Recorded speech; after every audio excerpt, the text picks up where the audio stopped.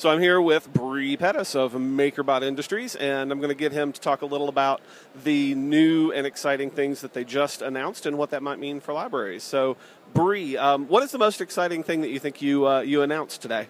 So, hey librarians, good to talk to you. We're really excited.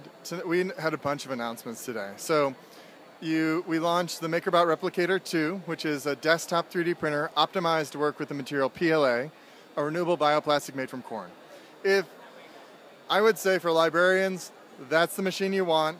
It's reliable, it's dependable, it works. We also launched the Makerbot Replicator 2X. This is an experimental 3D printer that allows people to push the frontier of working with ABS. We've optimized it so that you can wrestle with the challenges of ABS, and it's got an enclosure to stabilize the cooling process so there's less cracking, and a heated build platform so that you get less curling. It's also got two extruders, so you can explore the world of two-color 3D printing. So there's that announcement. Then we've got Makerware. We're always making improvements to that. We've got a new version of that just came out, and when we start shipping the Makerbot Replicator 2X's, we'll have another version that will be set up for dual extrusion 3D printing, so you can put things on your build plate and choose which ones are going to be which color. And then I'm probably most excited about the stuff that's happening on Thingiverse. Thingiverse is our site where people share their downloadable digital designs, and it's kind of like a library of 3D things, and every day there's new things on Thingiverse, and it's my favorite thing to check it out. We've been working a lot on Thingiverse lately. We've got a dashboard and the ability to follow people and ability to make collections, and now we've opened up the API so people can build applications on it. And to show people what they can do, we made an application called the Makerbot Customizer, which allows people to customize things. So you can make a snowflake and choose how many branches of the snowflakes are going to be on it and what angle and such. So you can make a very unique snowflake just the way snowflakes are unique.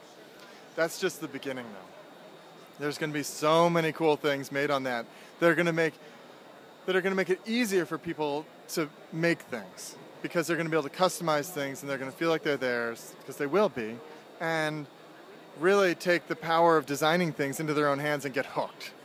Because CAD can be really hard, and we want to get people, started with something that they can get their hands on and make really cool things. So I'm super excited about the customizer on Thingiverse, the Makerbot Customizer.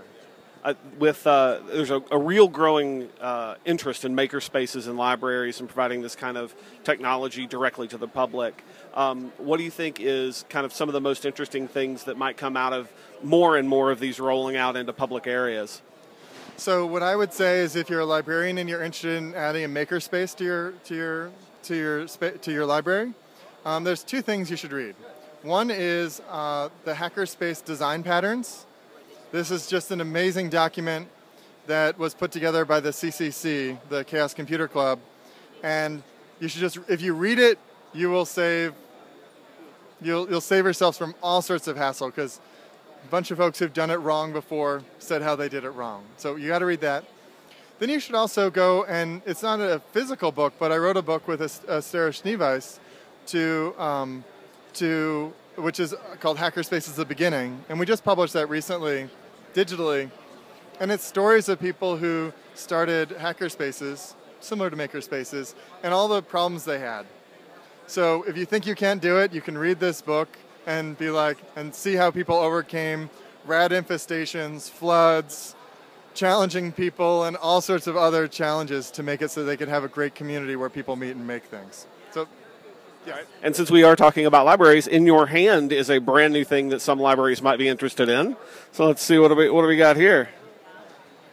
Dear libraries, this is my book. I just got it today. It is so, it smells good. It's that fresh book smell. And this is my first published book, and I'm so proud of it.